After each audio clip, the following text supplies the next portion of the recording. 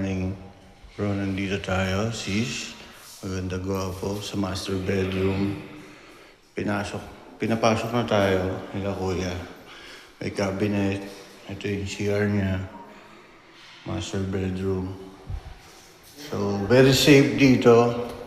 May CR pa dito para sa dalawang kwarto. Ito yung kwarto niya. May cabinet na rin.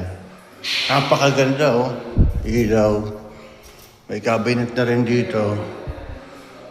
Ayan oh. So, dumako tayo sa second floor to, master bedroom nandun. Ang ganda oh. Talagang pang milyonaryo to.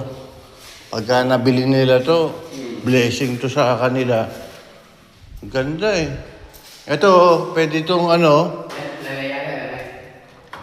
to? Anong place to? Anong tawag sa ganito? Balcony? Sa Ha? laundry. Laundryan space. Ito, may laundryan space. May bubong doon. No? Yung mga ilaw niya. Ito, may CR dito. Dirty kitchen. Ayan, dito magluluto. Laundryhan, pwede ka mag-gardening dito. Laundry, gardening, luto. Ayan. So, nakita nyo na guys ha. Etong place na to is 11.5. 11.5. Erwin, Pinsan, Oliveros. Salamat ha. Ayan, aksidente natin. Nakita natin pinsan natin at apo na natin to. Taga Visayas din sila. So, yon. Ito si Kuya. Anong pangalan ni Kuya? Siya? Anong pangalan ni Kuya? Si Jomar. Oh, shoutout naman, Jomar. Taga sa anong province, bro? Iloilo. Kapitbahay eh. Oo.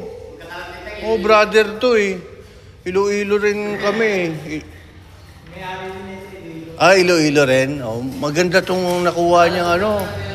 Maganda yung nakuha niyang place eh. Subdivision, tapos very safe. May guard. May guard siya, safety Safe, talaga siya. safe na safe. Si Kuya Robert nagbabantay dyan. Oo, yung mga gwardiya. Yung magkapatid, mababait yun. Ayan no. So, yun. Napakita ko na yung loob nito guys. 11.5 to. Nandito yung contact number. Bahala na sila sa